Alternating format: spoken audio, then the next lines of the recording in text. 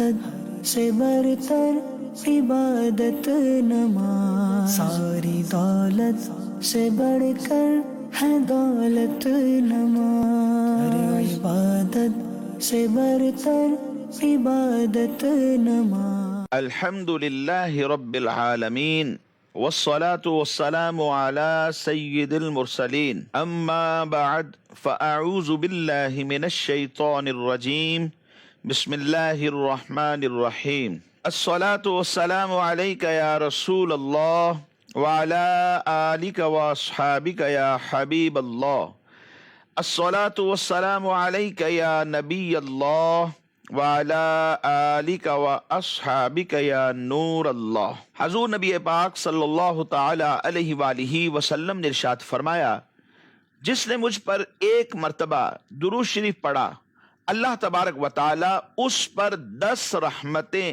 نازل فرماتا ہے، اور جس نے مجھ پر 10 مرتبہ درود پاک پڑھے، اللہ تبارک و تعالی اس پر 100 رحمتیں نازل فرماتا ہے، اور جس نے مجھ پر 100 مرتبہ درود پاک پڑھے، اللہ تبارک و تعالی اس کی دونوں آنکھوں کے درمیان میں لکھ دیتا ہے کہ یہ شخص نفاق اور جہنم کی آگ سے بری ہے، اور اسے بروز قیامت اللہ تبارک و تعالی شہداء کے ساتھ رکھے گا۔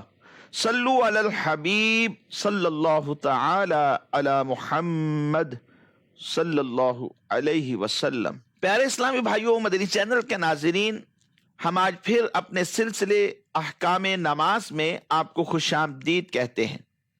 حصول ثواب کی خاطر بیان سننے سے پہلے اچھی نیتیں بھی فرما لیجئے کہ فرمان مصطفیٰ صلی اللہ تعالی علیہ وآلہ وسلم ہے، نیت المؤمن خیر من عملہ، مومن کی نیت اس کے عمل سے بہتر ہے۔ مدنی چینل کے ناظرین، آئیے ایک حدیث مبارکہ آپ کے گوش گزار کرتا ہوں۔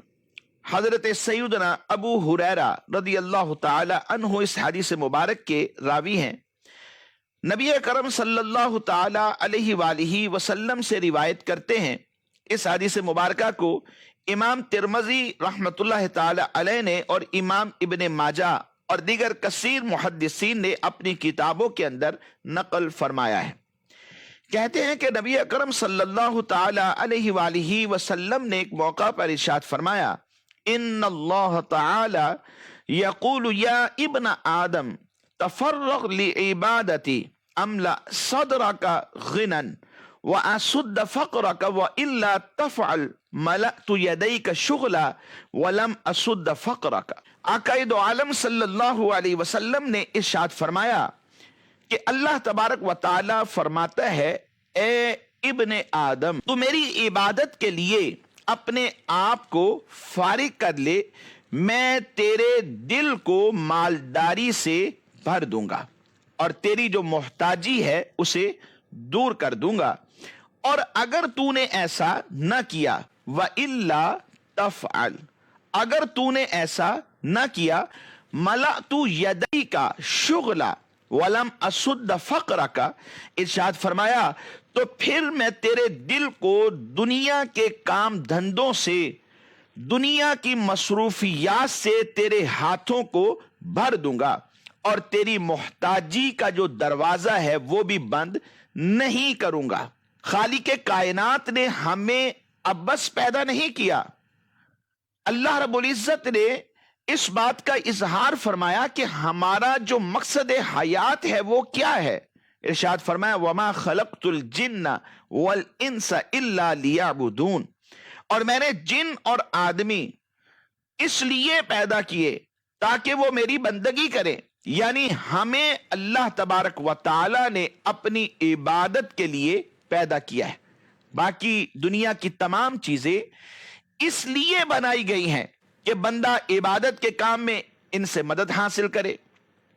انسانی زندگی کا اصل مقصد صحت بنانا، مال جمع کرنا، لہو و لعب میں پڑنا نہیں ہے۔ اس لیے ہر بندے سے مطالبہ ہے کہ وہ اپنی زندگی کا ہر لمحہ عبادت الہی میں گزارے، اس کی ساری فکر اور اس کی تمام کوششیں اسی مقصد کے لیے ہونی چاہیے جس کا فائدہ یہ ہوگا کہ اس فکر اور اس کوشش کی برکت سے اس کے تمام جو معاملات ہیں وہ درست ہو جائیں گے، اور اس کے جتنے بھی امور ہیں وہ سارے کے سارے قابل اطمینان رہیں گے۔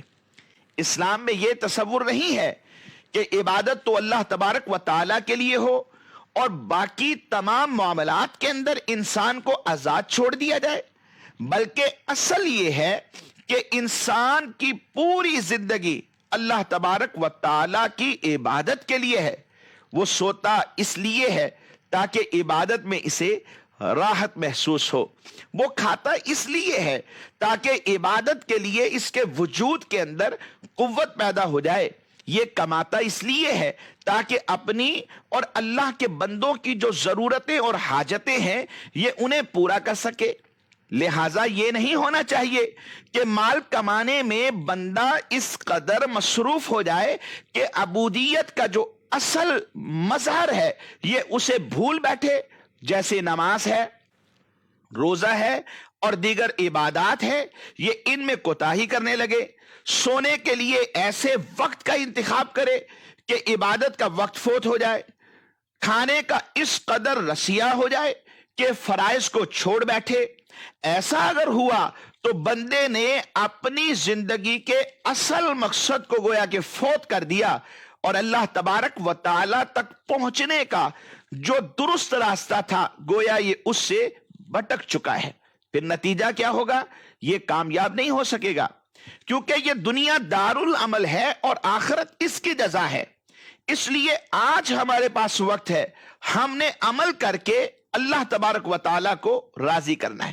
حضرت مولا مشکل کشا شیر خدا رضی اللہ تعالی عنہ آپ فرماتے ہیں کہ آج عمل ہے، فَإِنَّ الْيَوْمَ عَمَلٌ وَلَا حساب، آج حساب نہیں ہے، عمل کا موقع ہے، اور کل فرمایا حساب ہوگا لیکن عمل نہیں ہوگا۔ اس وقت انسان چاہے گا کاش زمین پر بھیجا جاؤں، نماز پڑھوں گا، روزے رکھوں گا، مخلوق خدا کی خدمت کروں گا، تمام عبادات کو بجا لاؤں گا، جو اللہ تبارک و تعالیٰ نے مجھ پر فرض کر دیا ان تمام معاملات میں پورا اترنے کی کوشش کروں گا، لیکن اس وقت حساب ہوگا، عمل کے لیے زمین پر نہیں بھیجا جائے گا۔ اس سلسلے میں ہم نے حدیث قدسی کو شامل کیا، اس میں ہماری اس بات کی طرف توجہ دلائی جا رہی کہ اللہ تبارک و تعالیٰ فرماتا ہے، اے ابن آدم، جس مقصد کے لیے تجھے پیدا کیا گیا ہے وہ میری عبادت ہے، اس عبادت کے لیے اپنی ذات کو فارغ کر لو اور وقت نکالو، تو یقین رکھو میں تمہارے دل کو مالداری سے بھر دوں گا، دنیا کے بارے میں تجھے قناعت کی دولت سے نواز دوں گا، تیرے دل کو طمانینت ملے گی اور تیری حاجت کو پورا کر دیا جائے گا۔ اور اگر ایسا نہ ہوا بلکہ تو اپنی خواہشات کے پیچھے پڑا رہا، سونے کو نماز پر ترجیح دی، اپنی دنیاوی مشغولیات اور مصروفیات کو عبادت پر ترجیح دیتا رہا، تو یقین رکھ تیری جو محتاجی ہے وہ بھی رہے گی، اور مشغولیت سے تیرے ہاتھوں کو اس قدر بھر دیا جائے گا کہ تو کھائے گا تو ضرور مگر آسودہ نہ ہوگا، سوئے گا تو ضرور لیکن سکون نہ پائے گا، اور نہ ہی دنیا کے کام دھندوں سے تجھے فرصت ملے گی۔ تو مدنی چینل کے ناظرین، ہمیں اللہ تبارک و تعالیٰ کی عبادات کے لیے اپنی ذات کو فارغ کر لینا چاہیے، اور اللہ تبارک و تعالیٰ کی عبادات میں سب سے پہلا فرض نماز ہے۔ نماز ایمان کے بعد اسلام کا اہم ترین رکن ہے۔ ہر مسلمان، عاقل، بالغ، مرد ہو خواہ عورت ہو، ان کے اوپر روزانہ 5 وقت کی نماز فرض ہے۔ 5 وقت کی نماز پڑھیں اور ثواب 50 کا مل جاتا ہے۔ اس کی جو فرضیت ہے، یعنی جو نماز کی فرضیت ہے، اس کا اگر خدا نہ خواستہ کوئی انکار کر دیتا ہے تو اسلام سے خارج ہو جاتا ہے، اور جو جان بوجھ کر ایک نماز کو ترک کر دیتا ہے وہ فاسق ہے، وہ سخت گناہگار ہے اور عذاب نار کا حقدار بن جاتا ہے۔ اس لیے مدنی چینل کے ناظرین، ہمیں اپنی نمازوں، اپنی عبادات کی طرف توجہ کرنی ہے، اور جو اللہ تبارک و تعالی نے ہم پر لازم قرار دے دیا، جو ہمارا مقصد حیات ہے، ہمیں اس پر اپنی نگاہ دوڑانی ہے، اور حقیقی طور پر جیسا حق ہے ویسی عبادات کر کے ہمیں اپنے رب کو اس دنیا میں ہی راضی کر لینا ہے۔ اور یاد رکھیے، جس نے اللہ تبارک و تعالیٰ کو دنیا میں راضی کر لیا، آخرت میں بھی وہ کامیاب ٹھہرے گا۔ تو مدنی چینل کے ناظرین، آئیے آج کے سلسلے میں چند احکام نماز کو شامل کرتے ہیں۔ کسی بھی شخص کے منہ کے سامنے کھڑے ہو کر نماز پڑھنا کیسا ہے؟ اب یہ مسئلہ دو حال سے خالی نہیں ہوگا، یا تو کوئی شخص بیٹھا ہوا تھا، نمازی آیا اور اس کے چہرے کی طرف منہ کر کے کھڑا ہو گیا اور نماز پڑھنے لگا، اور یا پھر یہ نماز پڑھ رہا تھا اور کوئی دوسرا شخص آیا اور اس نے اس کے چہرے کی طرف منہ کیا اور اس کے سامنے بیٹھ گیا۔ دونوں ہی صورتوں میں کیا حکم ہوگا؟ دیکھیے، کسی بھی شخص کے چہرے کی طرف منہ کر کے نماز پڑھنا یہ ناجائز ہے، یہ مکروہ ہے۔ ہاں، جو شخص منہ کرے گا، مثال کے طور پہ نمازی نے بیٹھے ہوئے شخص کی طرف چہرہ کر کے نماز شروع کر دی اور وہ پہلے سے ہی اس کی طرف منہ کر کے بیٹھا ہوا تھا، اب کراہت نمازی کے اوپر ہے۔ اور اگر نمازی پہلے سے نماز پڑھ رہا تھا اور بیٹھنے والا بعد میں آیا، یا بیٹھنے والا پہلے سے بیٹھا تھا لیکن اس نے چہرہ بعد میں نمازی کی طرف کیا، تو اب کراہت اس کے اوپر ہوگی۔ تو کسی بھی شخص کے سامنے منہ کر کے اس کے چہرے کی طرف نماز پڑھنا یہ مکروہ تحریمی ناجائز ہے۔ ہاں، اگر بیچ میں کوئی اور شخص حائل ہو جائے، اس طرح کہ اگر قیام میں یہ جاتا ہے تب بھی وہ دوسرا شخص جو اس کی طرف چہرہ کر کے بیٹھا ہوا ہے اس کے چہرے کی طرف نظر نہیں پڑتی اور نہ ہی بیٹھنے میں پڑتی ہے، تو تب کراہت نہیں۔ فرض کر لیں کہ بیٹھنے میں تو درمیان میں اس حائل ہونے والے شخص کی وجہ سے دوسرے کے چہرے کی طرف نظر نہیں پڑتی، لیکن جب یہ قیام میں جاتا ہے تو پھر دونوں کی ایک دوسرے کے چہرے کی طرف نظر جاتی ہے، تو ایسی صورت میں بھی یہ کراہت باقی رہے گی۔ تو لہٰذا ہونا یہی چاہیے کہ نمازی جب نماز پڑھنے کے لیے آئے تو وہ شخص کے جو قبلہ کی طرف منہ کر کے بیٹھا ہے یہ اس کی پیٹھ کی طرف منہ کر کے نماز پڑھ لے، یا اگر یہ پہلے سے نماز پڑھ رہا ہے تو کوئی بھی آنے والا شخص یا پہلے سے بیٹھا ہوا شخص اس طرف چہرہ نہ کرے جس طرف نمازی نماز پڑھ رہا ہے، تاکہ نہ اس کی نماز میں کراہت آئے نہ اس کے اوپر کراہت لوٹے۔ آئیے مزید ایک اور سوال آج کے سلسلے میں شامل کرتے ہیں۔ عصر کی نماز پڑھ رہے تھے، اس دوران سورج غروب ہو گیا، یعنی 2 رکعتیں عصر کے وقت میں پڑھی اور باقی جو 2 رکعتیں تھیں وہ مغرب کے وقت میں جا کے کمپلیٹ ہوئی، تو کیا اس صورت میں نماز عصر ادا ہو گئی یا نہیں؟ جی، اس میں تو کوئی شک نہیں کہ نماز عصر ادا ہو گئی، کیونکہ نماز مغرب کا جو وقت ہے یہ بھی کامل وقت ہے، اور اس سے پہلے جو وقت تھا وہ بھی نماز عصر کا وقت تھا، تو کامل سے کامل میں داخل ہوئے، تو اس صورت کے اندر اس کی جو نماز ہے وہ کمپلیٹ ہو گئی۔ ایسا نہیں ہے کہ نماز عصر دوسرا وقت شروع ہو جانے کی بنا پر ادا ہی نہیں ہوگی۔ البتہ یہ بات ذہن میں رکھیے کہ عصر کی نماز کو بغیر کسی وجہ شرعی کے اتنی تاخیر سے پڑھنا کہ مکروہ وقت شروع ہو جائے، یہ ناجائز اور گناہ ہے، بلکہ روایتوں کے اندر ایسے بندے کو منافق کہا گیا ہے۔ لیکن تاخیر ہو جائے تو تب بھی نماز کو ترک نہیں کر سکتے۔ فقہاء نے فرمایا اس دن کی نماز اگر کسی وجہ سے تاخیر کا شکار ہے، اگرچہ مکروہ وقت شروع ہو چکا ہے، تو اس کو قضا نہیں کرنا چاہیے، اس کو اسی دن کے اندر پڑھنے کی اجازت ہے۔ ہاں، اگر پڑھتے ہوئے سورج غروب ہو جاتا ہے تو اس دن کی نماز تب بھی ہو جائے گی۔ آئیے مزید ایک اور سوال آج کے سلسلے میں شامل کرتے ہیں۔ نماز پڑھتے ہوئے اگر ستر کا کوئی حصہ کھل جاتا ہے جس کا چھپانا فرض تھا، اب نماز پڑھتے ہوئے کھل گیا، تو نماز ہوئی یا نہیں ہوئی؟ یاد رکھیے کہ جن اعضاء کا چھپانا فرض ہے، اگر ان اعضاء میں سے کوئی بھی عضو چوتھائی حصے سے کم کھلا تو نماز ہو گئی، اور اگر چوتھائی عضو کھل گیا اور فوراً چھپا لیا جب بھی ہو جائے گی. لیکن اگر کھلا اور 3 مرتبہ سبحان اللہ کہنے کی مقدار تک کھلا رہا یا پھر جان بوجھ کر کھول دیا تو ان دونوں ہی صورتوں کے اندر نماز نہیں ہوگی. اس نماز کو دوبارہ پڑھنا پڑے گا.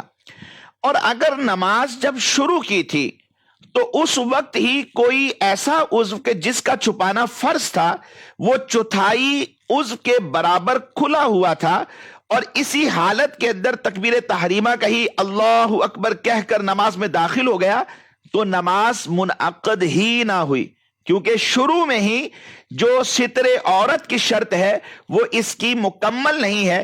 جب شرط نہیں پائی جائے گی تو مشروط بھی نہیں پایا جائے گا، یعنی شرط مکمل نہیں ہے تو نماز بھی اس کی گویا کہ شروع ہی نہیں ہوئی. تو لہذا ان چیزوں کا خیال رکھنا بہت ضروری ہے. میں آپ کو ایک مثال دیتا ہوں. جیسے عورتوں کے لیے کان ستر عورت یعنی کان چھپانے کی چیز ہے اور دونوں کان جدا جدا ہے. اب ایک کان اگر کھل جاتا ہے تو اب دیکھیں گے کتنا کھلا ہے. اگر تو اس کان کا چوتھے حصے سے کم کھلا تو نماز ہو جائے گی، اور اگر چوتھے حصے کی بقدر کھلا اور فوراً چھپا لیا تب بھی نماز ہو جائے گی. اور اگر 3 مرتبہ سبحان اللہ کہنے کی بقدر کھلا رہا یا پھر جان بوجھ کر چوتھائی عضو کان کا کھولا یا پھر نماز شروع ہونے سے پہلے ہی اتنا کھلا ہوا تھا یا پورا کان ہی کھل گیا اور فوراً نہ چھپایا اور 3 مرتبہ سبحان اللہ کہنے کی بقدر کھلا رہا یا جان بوجھ کر ہی پورا کان کھول دیا تو ایسی صورت کے اندر عورت کی نماز نہیں ہوگی. اس مثال کو اگر آپ ذہن میں رکھیں گے تو یہ مسئلہ سمجھنا آسان ہو جائے گا. مزید ایک اور اہم مسئلہ آج کے سلسلے میں شامل کرتے ہیں.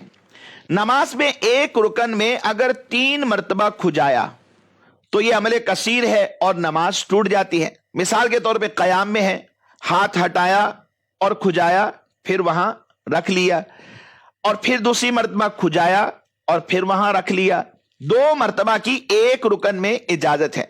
اب تیسری مرتبہ جیسے ہی کھجانے کے لیے ہٹایا تو یہ عمل کثیر ہے، اس سے نماز ٹوٹ جاتی. کثیر لوگ اس مسئلے سے غافل ہے، لہذا اس میں توجہ کی حاجت ہے. یہ تو مسئلہ وہ ہے کہ جس میں ہاتھ کو حرکت دی جا رہی. قیام میں ہے تو 2 مرتبہ کی اجازت، سجدے میں ہے 2 مرتبہ کی اجازت، پھر رکوع میں ہے تو 2 مرتبہ کی اجازت، یعنی ہر رکن میں 2 مرتبہ کی اجازت تو ہے. تیسری مرتبہ کرتے عمل کثیر نماز ٹوٹ جاتی ہے. تو کیا اگر کھڑے کھڑے کسی وجہ سے پاؤں کو حرکت دی جاتی، ایک پاؤں اٹھایا دوسرے پاؤں میں کھجا لیا یا پنڈلی پہ کھجا لیا، تو کیا یہی اصول یہاں پر بھی لاگو ہوگا یا نہیں؟ فقہا نے لکھا کہ جس طرح ہاتھ کو 2 مرتبہ ہر رکن میں حرکت دینے کی اجازت ہے اور تیسرے مرتبہ کرنے سے عمل کثیر ہوتا ہے، اسی طرح اگر قیام میں کوئی شخص پاؤں کو حرکت دیتا ہے اور دوسرے پاؤں پر کھجا لیتا ہے اٹھا کر یا پھر پنڈلی پر کھجا لیتا ہے، جیسے ہی تیسری مرتبہ ایک رکن میں یہی عمل کرے گا تو یہ عمل کثیر ہے اور یہ نماز کو توڑ دیتا ہے. عمل کثیر کیا ہوتا ہے؟ آئیے وہ بھی سماعت فرمائیے. عمل کثیر اس عمل کو کہتے ہیں کہ نمازی کو دور سے دیکھنے والا اسے یہ شک نہ رہے کہ یہ شخص نماز میں نہیں ہے. غالب گمان بھی ہوگا کہ یہ نماز میں نہیں ہے، یقین کی صورت ہے کہ یہ نماز میں نہیں ہے، تو اس کو عمل کثیر کہتے ہیں. اور اگر یہ شک میں پڑ جائے کہ یہ نماز میں ہے یا نہیں ہے، یعنی کیفیت ایسی ہے کہ دیکھنے والا شک میں پڑ گیا ہے، تو اس کو عمل قلیل کہتے ہیں. عمل قلیل نماز کو نہیں توڑتا، البتہ عمل کثیر جو ہے یہ نماز کو توڑ دیتا ہے. تو ان چیزوں کا خیال رکھنا بہت ضروری ہے. مدنی چینل کے ناظرین اگر خیال رکھتے رہیں گے تو کامل طریقے سے ہم نماز پڑھ پائیں گے.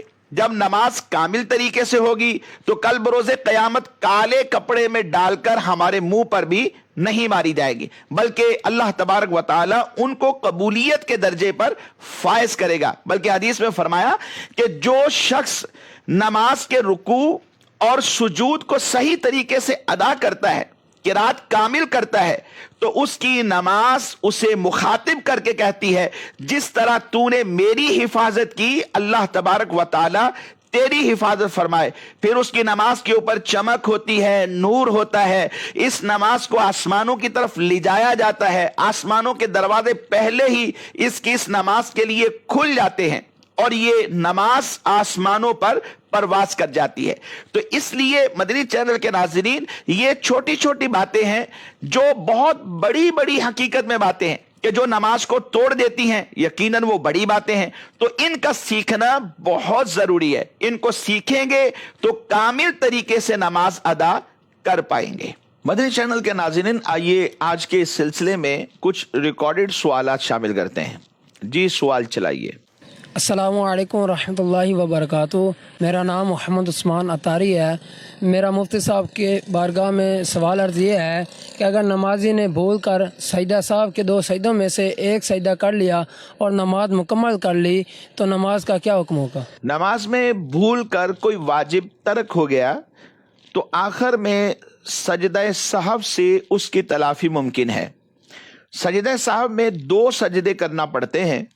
اگر کوئی شخص بھول گیا اور اس نے ایک سجدہ کیا اور پھر نماز کو کمپلیٹ کر لیا, سلام پھیرتے ہی اگر اسے یاد آ جائے یا ایسے وقت میں یاد آیا کہ کوئی منافی نماز ابھی فعل اس نے نہیں کیا, جیسے گفتگو کرنا یا مسجد سے باہر نکل جانا, کسی اور کام میں مشغول ہو جانا, اگر اس نے ابھی نہیں کیا اور یاد آ گیا تو فوراً وہ ایک سجدہ جو رہ گیا تھا تشہد کی حالت میں بیٹھ جائے, ایک سجدہ کرے اور پھر تشہد پڑھنے کے بعد سلام پھیر دے. تو اس طرح وہ تلافی اس کی ممکن ہے. لیکن اگر کوئی ایسا کام کر لیا ہے کہ جو منافی نماز ہے, یعنی گفتگو کر لی یا اٹھ کر مسجد سے باہر نکل گیا, تو اب ایک سجدہ کر لینے سے تلافی ممکن نہیں ہوگی. تو چونکہ 2 سجدے کرنا واجب ہے اور اس نے وہ واجب پورا ادا نہیں کیا, اب اس نماز کا کہ جس میں یہ سجدہ صاحب واجب ہوا تھا اس کا اعادہ کرنا اس کے اوپر لازم ہوگا. جی مزید سوال چلائیے. میرا نام ملک شہریار ہے. میرا مفتی صاحب سے یہ سوال ہے کہ اگر کوئی شخص بھولے سے ثنا کی جگہ اتحیات پڑھ دے تو کیا نماز ہو جائے گی, اور کیا سجدہ صحو واجب ہوگا یا نہیں؟ اتحیات یہ بھی ایک ثنا ہے, اور ثنا کے مقام پر اگر کوئی اتحیات بھی پڑھ لیتا ہے تو چونکہ ثنا کی جگہ ثنا کے محل میں اس نے ثنا ہی پڑھی, اس وجہ سے اس کے اوپر سجدہ صاحب بھی واجب نہیں ہوگا. اس اتحیات کو بھی ثنا ہی کنسیڈ کیا جائے گا اور اس کی نماز بغیر کسی سجدہ صاحب کے ممکن ہے. یہ اپنی نماز مکمل کر لے, شرعاً اس میں کوئی حرج نہیں ہے. مزید سوال چلائیے. میرا نام معید احمد ہے. میرا مفتی صاحب سے یہ سوال ہے کہ مسبوق امام کے سلام پھیرنے کے بعد جو پہلی رکعت پڑھے گا اس میں ثنا پڑھے گا یا نہیں پڑھے گا؟ مسبوق اس نمازی مقتدی کو کہتے ہیں کہ جو امام صاحب کے نماز شروع کرنے کے بعد دوسری, تیسری یا چوتھی رکعت میں شامل ہوا, یعنی جس کی چند رکعتیں رہ جاتی ہیں وہ مسبوق مقتدی ہوتا ہے.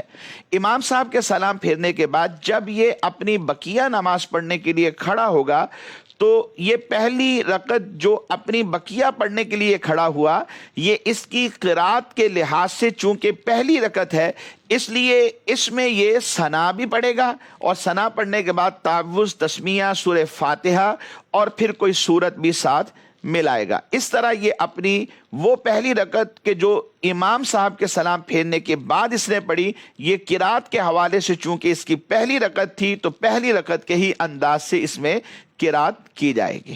مدنی چینل کے ناظرین, ہمارے آج کے سلسلے کا وقت اختتام کو پہنچا. آئندہ تک کے لیے اجازت دیجیے. ہم دعا گو ہیں اللہ تبارک و تعالی ہم سب کو جو کچھ سنا ہے اس پر عمل کی توفیق نصیب فرمائے. آمین بجاہ النبی الامین صلی اللہ تعالی علیہ وآلہ واصحابہ وبارک وسلم. ہر عبادت سے برتر عبادت نماز, ساری دولت سے بڑھ کر ہے دولت نماز. ہر عبادت سے برتر عبادت نماز.